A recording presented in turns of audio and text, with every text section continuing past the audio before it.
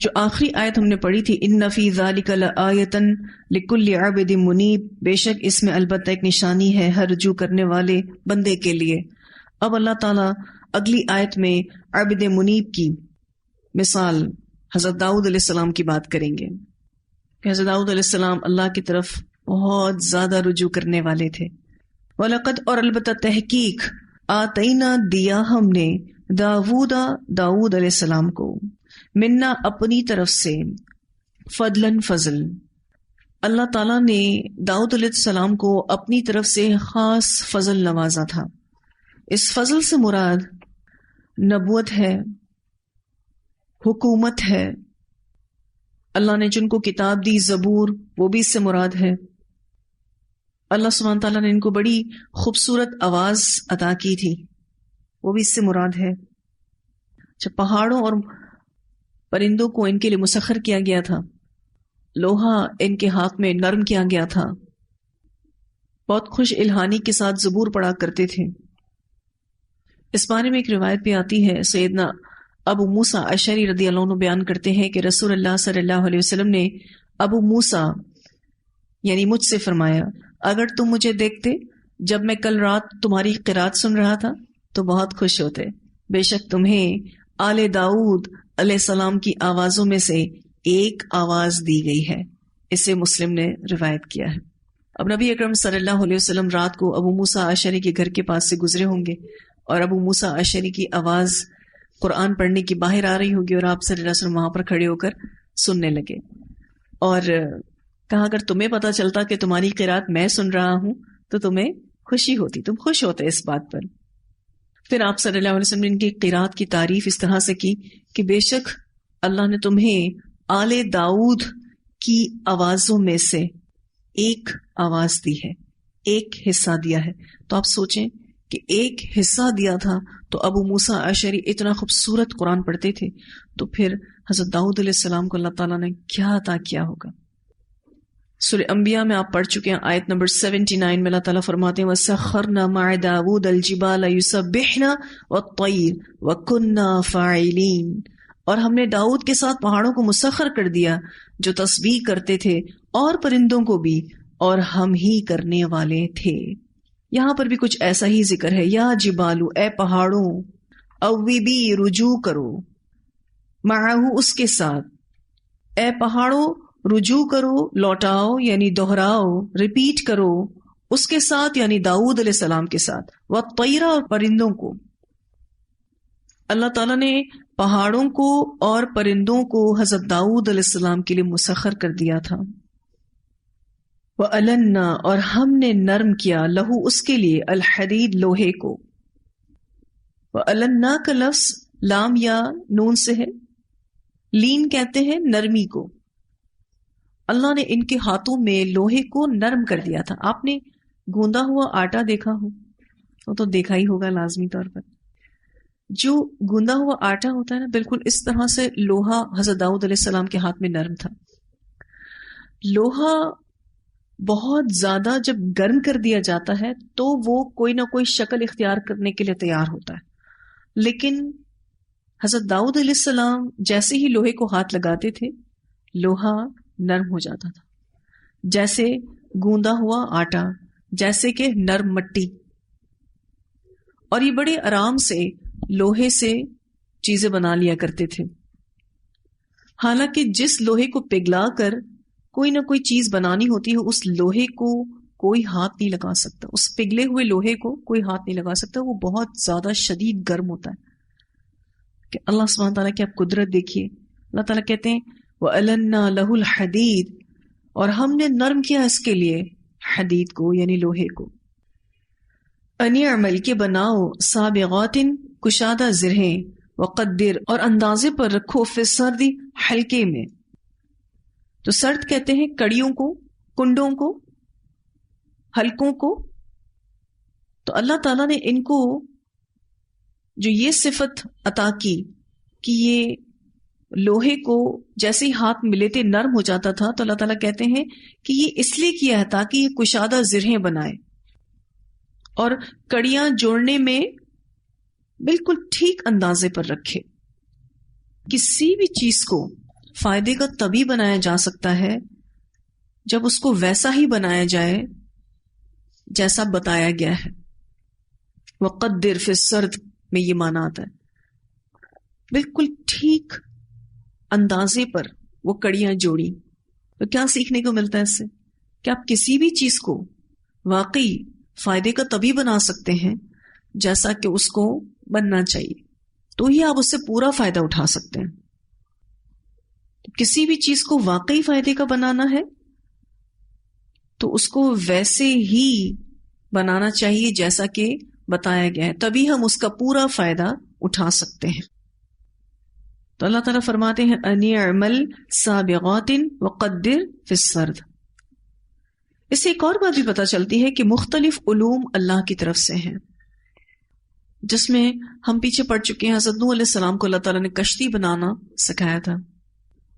اسی طرح سے حضرت ادریس علیہ السلام کپڑے سینے کا کام کیا کرتے تھے اور بہت اچھا لکھتے تھے حضرت ادریس علیہ السلام، اسی لیے ان کا نام ادریس ہے دراسا سے. اور اسی طرح سے حضرت داؤد علیہ السلام لوہے کا کام کیا کرتے تھے. ایک اور بہت اہم ترین بات جو اس حصے سے پتہ چلتی ہے کہ حضرت داؤد علیہ السلام باوجود اس کے کہ بادشاہ تھے، وہ اپنے ہاتھوں سے کمائی کیا کرتے تھے. بہت بڑے بادشاہ تھے، نبی تھے، لیکن اپنے ذاتی اخراجات کا بوجھ بیت المال پر نہیں ڈالتے تھے، اپنے ہاتھوں سے کمائی کرتے تھے. ان کے بارے میں ایک روایت بھی آتی ہے جو کہ بخاری کی ہے. رسول اللہ صلی اللہ علیہ وسلم نے فرمایا کسی آدمی کے لیے اس سے بہتر کوئی کھانا نہیں جسے وہ اپنے ہاتھ سے محنت کر کے کھائے، اور اللہ کے نبی داؤد علیہ السلام اپنے ہاتھ کی کمائی سے کھایا کرتے تھے، یعنی وہ زرہ بنانے کا کام کیا کرتے تھے. وَاعْمَلُوا، اور عمل کرو، صالحاً نیک، یعنی زرہ بنانے میں بھی اللہ کا ذکر کرتے رہو، اللہ کو یاد کرتے رہو، نیک عمل کرتے رہو. انی، بے شک میں، بما ساتھ اس کے جو تعملون تم عمل کرتے ہو، بصیر، دیکھنے والا ہوں. ولی سلیمان، اور واسطے سلیمان علیہ السلام کے، الریحہ، ہوا کو، یعنی مسخر کیا، غدوہا، اس کا چلنا صبح کے وقت، شہرن، ایک مہینے کی راہ تک، ورواحہا، اور شام کے وقت اس کا چلنا، شہرن، ایک مہینے کا. اللہ تعالیٰ نے حضرت سلیمان علیہ السلام کے لیے ہواؤں کو مسخر کر دیا تھا. میں نے آپ سے ذکر بھی کیا تھا کہ اس سورت کا مضمون سورت النمل سے بہت ملتا ہے. تو سورۃ النمل میں بھی ہم نے حضرت سلیمان علیہ السلام کے اور داؤد علیہ السلام کے بارے میں پڑھا تھا، اور یہاں پر بھی دوبارہ سے یہی بات آ رہی ہے. اللہ تعالیٰ فرماتے ہیں کہ ہم نے سلیمان کے لیے ہوا کو مسخر کر دیا، اور ان کا جو تخت تھا وہ اس ہوا پر سوار ہو کر اتنی بڑی بڑی مسافتیں طے کرتا تھا کہ جس کے بارے میں اللہ تعالیٰ فرماتے ہیں کہ صبح کے وقت 1 ماہ کی مسافت طے کرتا تھا اور شام کے وقت 1 ماہ کی، یعنی سلیمان علیہ السلام ایک دن میں 2 ماہ کی مسافت طے کرتے تھے. یہ تخت خالی تخت نہیں تھا، بلکہ اس میں حضرت سلیمان علیہ السلام کے جند ہوا کرتے تھے، پوری ٹیم ہوتی تھی ان کی، مع ساز و سامان. اور اللہ تعالی ہوا کے دوش پر اس کو ایک جگہ سے دوسری جگہ پر لے جاتے تھے، اور اتنی لمبی لمبی مسافتیں یہ تخت طے کرتا تھا. اوپن ایئر کرافٹ تھا ان کا.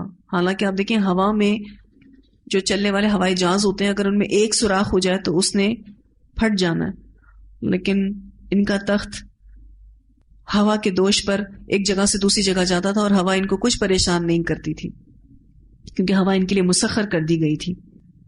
وَأَسَلْنَا، اور بہا دیا ہم نے، لہو اس کے لیے، عین القطر، چشمہ پگھلے ہوئے تانبے کا. اللہ تعالیٰ نے حضرت سلیمان علیہ السلام کے لیے پگھلے ہوئے تانبے کا چشمہ جاری کر دیا تھا. اس بارے میں 2 وجوہات بتائی جاتی ہیں. ایک یہ کہ آپ کے عہد حکومت میں یمن سے اللہ تعالیٰ نے حضرت سلیمان علیہ السلام کے لیے پگھلے ہوئے تانبے کا چشمہ جاری کر دیا تھا. اور ایک دوسری وجہ یہ بتائی جاتی ہے کہ جس طرح اللہ تعالیٰ نے آپ کے والد داؤد علیہ السلام کو لوہا پگھلانے کا فن عطا کیا تھا، اور آپ علیہ السلام یعنی داؤد علیہ السلام اس سے زریں وغیرہ بنایا کرتے تھے، اس طرح سیدنا سلیمان علیہ السلام کو تانبا پگھلانے کا فن عطا کیا گیا تھا.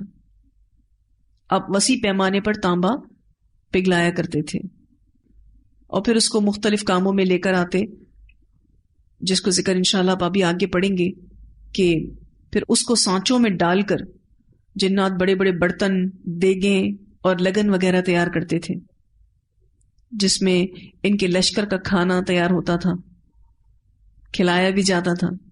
تو یہ سرکاری ضرورت تھی ان کی. اور پھر یہ بھی بتایا جاتا ہے کہ تانبے کی بہت سی اشیاء عام لوگوں کی ضروریات کے لیے بھی بنایا کرتے تھے. واللہ اعلم، اللہ بہتر جانتا ہے. لیکن اللہ سبحانہ تعالیٰ نے یہاں فرمایا وَأَسَلْنَا لَهُ عَيْنَ الْقِطْرِ، اور بہا دیا ہم نے اس کے لیے چشمہ پگھلے ہوئے تانبے کا. اب یا تو اللہ تعالیٰ نے ایک چشمہ نکال دیا تھا یمن میں، یہ معنی بھی ہو سکتا ہے، یا پھر اللہ تعالیٰ نے ان کو یہ کوالٹی دی تھی کہ تانبا پگھلا لیا کرتے تھے. وَمِنَ الْجِنِّ، اور جنوں میں سے مَن يَعْمَلُ، جو عمل کرتے تھے، بَيْنَ يَدَيْ، اس کے آگے، بِإِذْنِ رَبِّ، اس کے رب کے اذن کے ساتھ. مَن يَعْمَلُ بَيْنَ يَدَيْ سے مراد یہ ہے کہ یہ جنات جو تھے یہ مزدوروں کی طرح حضرت سلیمان علیہ السلام کے کام کیا کرتے تھے. یہ سلیمان علیہ السلام کے مزدور تھے جنات. لیکن ساتھ اللہ تعالیٰ یہ بھی فرما رہے ہیں بِإِذْنِ رَبِّ، اس کے رب کے اذن کے ساتھ. یعنی جنات کو مسخر کرنا سلیمان کی کوئی خوبی نہیں تھی، اللہ تعالیٰ کے اذن سے اس مخلوق کو ان کے تابع بنا دیا گیا تھا جو نظر نہیں آتی. کیسے تابع تھے یہ بتایا جا رہا ہے. وَمَن يَزِغْ، اور جو سرتابی کرتا، منہم، ان میں سے، عن امرنا، ہمارے حکم سے، نذیقہ، ہم چکھاتے اس کو، من عذاب السعیر، بھڑکتی ہوئی آگ کے عذاب میں سے. اللہ تعالیٰ نے جنوں کو حضرت سلیمان علیہ السلام کے تابع فرما بنا دیا تھا. یہ ان کی اطاعت پر مجبور کر دیے گئے تھے. اگر وہ ذرا سے بھی سرکشی کرتے تو آگ میں جھونک دیے جاتے تھے. کہا جاتا ہے کہ ان جنوں پر ایک فرشتہ اللہ نے مقرر کر رکھا تھا جس کے ہاتھ میں آگ کا کوڑا تھا. جو کوئی جن سلیمان علیہ السلام کی نافرمانی کرتا تو فرشتہ اس کو کوڑا مار کر جلا دیتا تھا. اور اسی بات کو ذکر یہاں اللہ تعالیٰ فرما رہے وَمَن يَزِغْ مِنْهُمْ عَنْ أَمْرِنَا نُذِقْهُ مِنْ عَذَابِ السَّعِيرِ، جو سرتابی کرتا ان میں سے، یعنی ان جنات میں سے، ہمارے حکم سے، ہم چکھاتے اس کو بھڑکتی ہوئی آگ کے عذاب میں سے. یعملون، وہ بناتے تھے، لہو، اس کے لیے، ما یشاء، جو وہ چاہتا. ہر طرح کے کام حضرت سلیمان علیہ السلام کی یہ کیا کرتے تھے. لیکن کچھ کا ذکر یہاں بھی کیا جا رہا ہے. من محاریب، قلعوں میں سے، بلند عمارتوں میں سے. محاریب سے مراد یہاں قلعے بھی ہیں، محل بھی ہیں اور مساجد بھی ہیں. اگر آپ اس کے روٹ ورڈ پر غور کریں، محاریب کا روٹ ورڈ حارب، مانا جنگ کرنا. اب قلعوں میں بند ہو کر بھی جنگ کی جاتی ہے اور حفاظتی مورچے ہوتے ہیں محل میں بھی. مساجد کو بھی حرب کی جگہ کہا جاتا ہے کیونکہ وہاں پر انسان شیطان سے جنگ کرتا ہے. محراب کہتے ہیں حرب کی جگہ، جنگ کرنے کی جگہ. تو مراد مساجد بھی ہیں کیونکہ مسجد میں جب انسان جا کر اللہ سے دعا کرتا ہے، اللہ کی عبادت کرتا ہے، تو وہ شیطان سے دراصل جنگ کرتا ہے.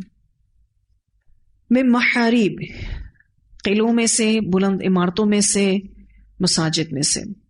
وہ تماثیل، اور تصویریں، مراد مسجدوں کے ماڈلز وغیرہ یہ بنایا کرتے تھے اور مناظر کی تصاویر بھی بنایا کرتے تھے، سینریز وغیرہ ڈرا کیا کرتے تھے.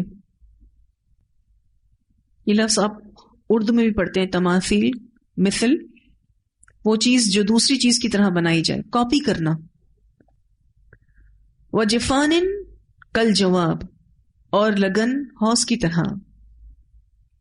تالاب نما پیالے، بڑے بڑے پیالے، کیونکہ بڑے بڑے پیالوں کی ضرورت تھی، لشکر جو اتنے بڑے بڑے تھے. وقدور راسیات، اور دیگیں گاڑی ہوئی، جمی ہوئی. حضرت سلیمان علیہ السلام کے مہمان بھی اتنے ہی تھے اور ان کے لشکر بھی اتنے بڑے بڑے تھے، اس وجہ سے کھانا بہت بنتا تھا. کہا جاتا ہے کہ یہ جو دیگیں تھیں یہ پہاڑوں کو تراش کر بنائی گئی تھی، یا پھر یہ بہت بڑی بڑی دیگیں تھیں جو بڑی بوجھل ہوتی تھی، ان کو خاص جگہوں پر نصب کیا جاتا تھا، اور اس میں سلیمان علیہ السلام کے لشکروں اور مہمانوں کو کھانا تیار ہوتا تھا۔ اب آپ سوچیں پہاڑ کو تراش کر اگر کوئی دیگ بنائی گئی ہے تو پہاڑوں کو تراش کون سکتا ہے؟ جنات ہی تراش سکتے ہیں۔ پھر اتنی بڑی دیگ میں چمچ کون چلا سکتا ہے؟ جن ہی چلا سکتا ہے۔ اس سے کھانا نکالنا پھر سرو کرنا ایک کے اوپر ایک مشکل کام ہے، تو یہ کام سارے جنات کیا کرتے تھے۔ اللہ تعالیٰ کہتے ہیں یعملون لہ ما یشاء من محاریب و تماثیل و جفان کالجواب وقدور الراسیات۔ یہ جو راسیات کا لفظ استعمال ہوا ہے، راسیہ ویسے تو پہاڑ کے لیے لفظ استعمال ہوتا ہے، لیکن مراد ہل نہ سکنا، گڑا ہوا رہنا۔ یہ ایسی دیگیں تھیں جو ہل نہیں سکتی تھی، گڑی رہتی تھی، فکسڈ تھی۔ اور پیالے دیکھیں، وہ جفان کھل جواب، حوض نما پیالے، تالاب نما پیالے۔ کوئی چھوٹا سا تالاب دیکھا آپ نے؟ اتنا سا کوئی تالاب دیکھا آپ نے؟ ہمارے گھروں میں اتنے چھوٹے چھوٹے پیالے ہوتے ہیں، اگر کوئی سرونگ باؤل بھی آپ لے لیں تو وہ بھی تھوڑا بس اس سے بڑا کر لیں ہم۔ وہ سرونگ باؤلز ہوتے تھے جن میں کھانا پیش کیا جاتا تھا، وہ اتنا بڑا ہے تو آپ سوچیں پھر دیگیں کتنی بڑی ہوں گی، پھر ان دیگوں میں پکانے والے وہ کیا ہوں گے۔ اللہ تعالیٰ فرماتے اعملوا، عمل کرو، آل داود شکرا، اے آل داود شکر کے طور پر، وقلیل، اور کتنے کم، من عبادی الشکور، میرے بندوں میں سے شکر گزار ہیں۔ یہاں پر شکر گزاری کا میسج ہے۔ کتنی نعمتیں اللہ تعالیٰ نے آل داؤد کو دے رکھی ہیں۔ آل داؤد اللہ کا شکر ادا کرو۔ کیا میسج ہم سب کے لیے کہ اللہ کی نعمتوں پر ہم بھی شکر ادا کریں۔ ہمیں بھی اللہ تعالیٰ نے بے شمار نعمتوں سے نوازا ہے، اور ساتھ میں اللہ تعالیٰ کا یہ کہنا وقلیل، اور کتنے کم، من عبادی الشکور، میرے بندوں میں سے شکر گزار ہیں۔ بہت کم اللہ کے بندوں میں شکر گزار ہوتے ہیں، زیادہ تر پھر ناشکرے ہیں۔ شکر دراصل یہ ہے کہ آپ نعمتوں کا اعتراف کریں کہ اللہ تو نے مجھے یہ نعمتیں عطا کی، تو نعمتوں کا اعتراف بھی شکر ہے۔ پھر زبان سے شکر ادا کرنا، یا اللہ تیرا شکر ہے، الحمدللہ کہنا۔ اور تیسری چیز شکر گزاری کے لیے کہ اللہ کی مرضی کے مطابق عمل کرے، اس چیز کا صحیح استعمال کرے۔ یہ تینوں چیزیں شکر میں آتی ہیں۔ آپ کا دل نعمت کا اعتراف کرے، زبان شکریہ کے الفاظ ادا کرے، اور عمل اللہ کے کہنے کے مطابق ہو، اس نعمت کا استعمال درست ہو۔ پھر اس کا فائدہ بھی ہے، جو شکر ادا کرے گا اس کا فائدہ ہے، نعمتیں باقی رہیں گی۔ شکر نعمتوں کی بقا کا ذریعہ ہے، اللہ مزید بھی دے گا۔ دوسرا فائدہ، نعمتیں بڑھ جاتی ہیں۔ اور تیسرا فائدہ، اللہ کی نظروں میں اہمیت حاصل کرتے ہیں، کیونکہ اللہ کی نظروں میں شکر گزار بندوں کی بڑی اہمیت ہے۔ بات عابدین منیب سے شروع ہوئی تھی، اور آپ دیکھیں کہ کہاں تک پہنچ رہی ہے، شکر تک پہنچ رہی ہے۔ جو اللہ کی طرف رجوع کرنے والا ہوگا وہ ضرور اپنی پاس موجودہ نعمتوں پر غور و فکر کرے گا اور اللہ کا شکر ادا کرے گا۔ فلما، پھر جب، قضینا مقرر کیا ہم نے علیہ اس پر، الموت موت کو، ما دلہم نہیں خبردار کیا ان کو یعنی جنوں کو، علی موتی ہی اس کی موت پر۔ حضرت سلیمان علیہ السلام کی موت کا وقت آ گیا، لیکن اللہ تعالیٰ نے اس موت کی خبر کو جنوں تک نہیں پہنچنے دیا، الا مگر دابۃ الارض، زمین کے کیڑے نے۔ ایک وقت آیا کہ جس عصا پر حضرت سلیمان علیہ السلام کھڑے تھے اور اللہ تعالیٰ نے ان کو موت دے دی، تو وہ عصا دیمک چاٹ گئی، تو وہ عصا ٹوٹا اور حضرت سلیمان علیہ السلام گرے، تو پتہ چلا کہ یہ تو فوت ہو چکے ہیں۔ الا دابۃ الارض مگر زمین کے کیڑے نے، تأکلو کھا رہا تھا، من سأتہ اس کے عصا کو. یہ جو لفظ ہے من سأتہ، نون سین حمزہ سے ہے، کسی چیز کو مؤخر کرنا، پیچھے ہٹانے والی چیز، مراد عصا ہے. جب سلیمان علیہ السلام کی وفات کا وقت قریب آیا تو اللہ تعالیٰ نے آپ علیہ السلام کو اشارہ کر دیا تھا کہ اب آپ دنیا سے رخصت ہونے والے ہیں. اس وقت حضرت سلیمان علیہ السلام بیت المقدس کی تعمیر کروا رہے تھے اور جنوں کو اس کام پر لگایا ہوا تھا، جسے آپ ہیکل سلیمانی کے نام سے جانتے ہیں. اب اس ٹائم تعمیر کے کام میں خاصا کام باقی تھا. آپ علیہ السلام نے پورا نقشہ جنوں کے سربراہ کے حوالے کیا اور ان کو مکمل طور پر کام سمجھا دیا کہ یہ کام یوں مکمل ہوگا. پھر آ کر اپنے عبادت خانے میں عبادت کرنے لگے اور اپنی لاٹھی سے ٹیک لگا دیا. اب حضرت سلیمان علیہ السلام کے عبادت خانے کا نقشہ کچھ ایسا تھا کہ آس پاس شیشے کی کھڑکیاں تھیں اور باہر سے دیکھنے والا حضرت سلیمان علیہ السلام کو عبادت میں مصروف دیکھ سکتا تھا. آپ علیہ السلام عبادت میں کھڑے ہوئے تو اسی حالت میں فرشتے نے ان کی روح قبض کر لی اور آپ علیہ السلام لاٹھی کے سہارے پر کھڑے رہے. جن اور بعض لوگ آپ کو کبھی کبھار عبادت میں مصروف دیکھ جاتے تھے، لگتا تھا اچھا پڑھ رہے نماز. اسی حالت میں 4 مہینے گزر گئے. 4 ماہ کے بعد جیسے ہی بیت المقدس کی تعمیر مکمل ہوئی، ادھر وہ لاٹھی ٹوٹ گئی جس کے سہارے آپ علیہ السلام کی میت کھڑی تھی، کیونکہ لاٹھی کو اندر سے دیمک نے چاٹ لیا تھا. اب جیسے ہی یہ لاٹھی ٹوٹی، آپ کی میت گری، تب لوگوں کو اور تعمیر پر متعین جنوں کو یہ پتا چلا کہ حضرت سلیمان علیہ السلام تو وفات پا گئے. تو یوں اللہ تعالیٰ نے آپ علیہ السلام کی موت کو چھپا کر رکھا. اب یہ کس طرح سے ہوا تھا، کتنا ٹائم گزرا تھا، صحیح معنوں میں کیا ہوا تھا، تو اللہ بہتر جانتا ہے. لیکن اتنا ضرور پتا چل رہا ہے کہ جتنا ٹائم بھی باقی تھا تعمیر میں، اتنا ٹائم لوگوں کو اور جنات کو حضرت سلیمان علیہ السلام کی موت کی خبر نہیں ہوئی. تفاسیر میں تو 4 مہینے آتا ہے، لیکن آپ کے ذہن میں یہ سوال آ سکتا ہے کہ 4 مہینے کیسے حضرت سلیمان علیہ السلام سے کوئی بات چیت کیے بغیر رہ سکتا ہے. تو کچھ باتیں جو ہیں آپ کو ہم کلیئر نہیں کر سکتے، لیکن اتنا تو ہمارا ایمان ہے کہ اللہ تعالیٰ کہتے ہیں کہ وہ جو کام تھا بیت المقدس کی تعمیر کا وہ مکمل ہوا، اور اتنا ٹائم، جتنا ٹائم کام مکمل ہونا تھا اتنا ٹائم ان کی موت کی خبر کسی کو بھی نہیں ہوئی. فلما پھر جب خرہ گر پڑا، تبینت الجن جان لیا جنوں نے، اللہ کانو کہ اگر ہوتے وہ، یعلمون وہ علم رکھتے، الغیبہ غیب کا، ما لبثوا نہ وہ ٹھہرتے، فی العذاب المہین عذاب میں رسوا کن. جن کہتے ہیں اگر ہمیں پہلے ہی پتہ چل جاتا تو ہم نے اس رسوا کن عذاب میں ٹھہرنا نہیں تھا. ظاہر وہ قید سے چھوٹ جاتے اور وہ جو کام ان کو کرنا پڑ رہا تھا وہ اس سے بھاگ جاتے.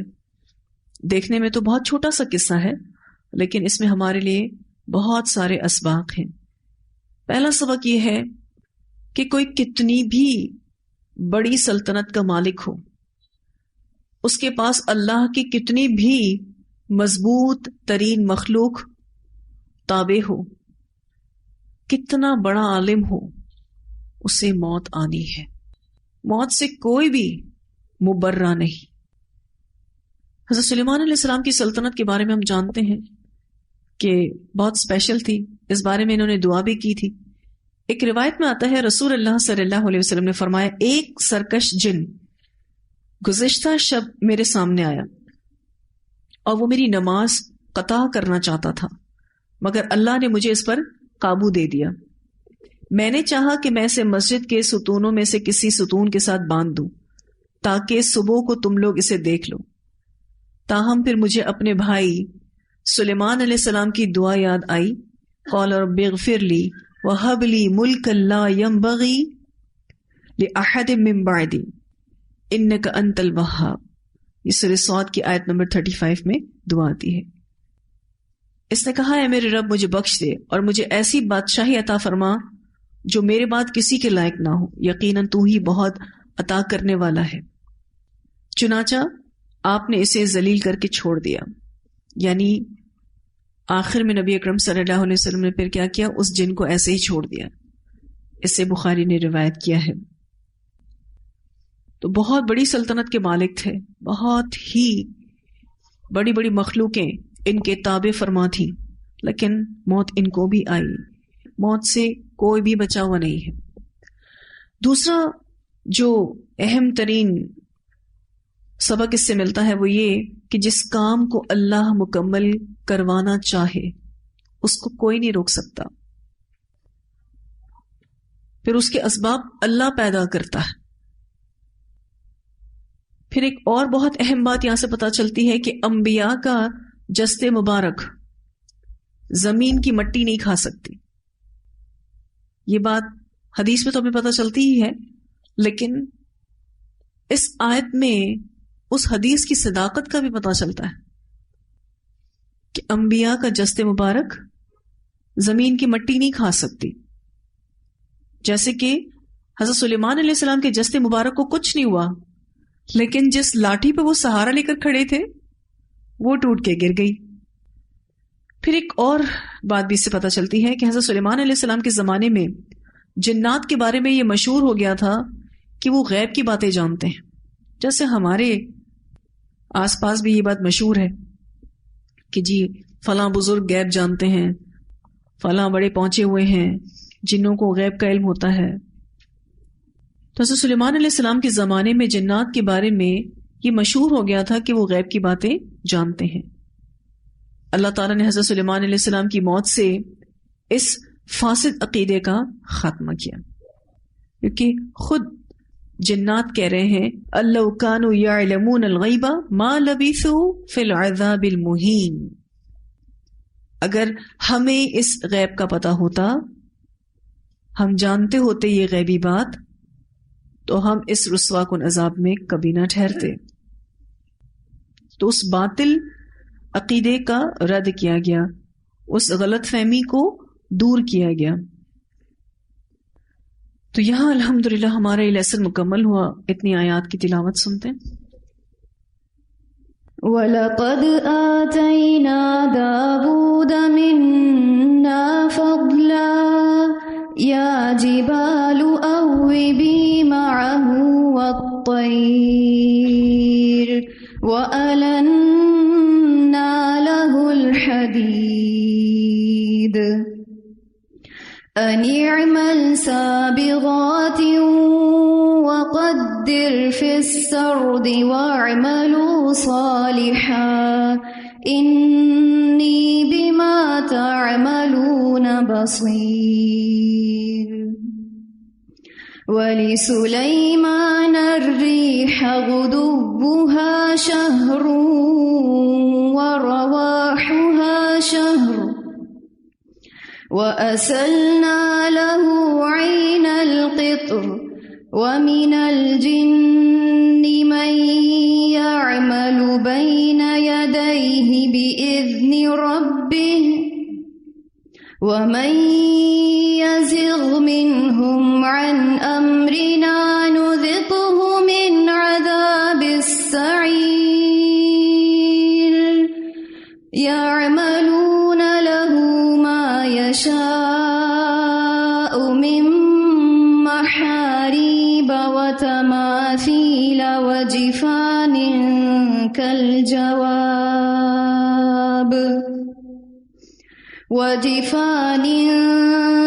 كَالْجَوَابِ وَقُدُورِ الرَّاسِيَاتِ اعْمَلُوا آلَ دَاوُودَ شُكْرًا وَقَلِيلٌ مِّنْ عِبَادِيَ الشَّكُورُ۔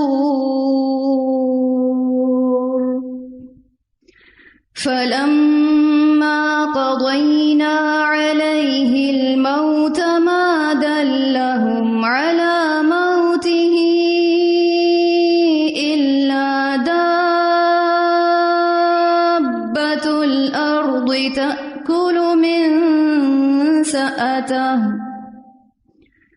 فلما خر تبينت الجن أن لو كانوا يعلمون الغيب ما لبثوا في العذاب المهين.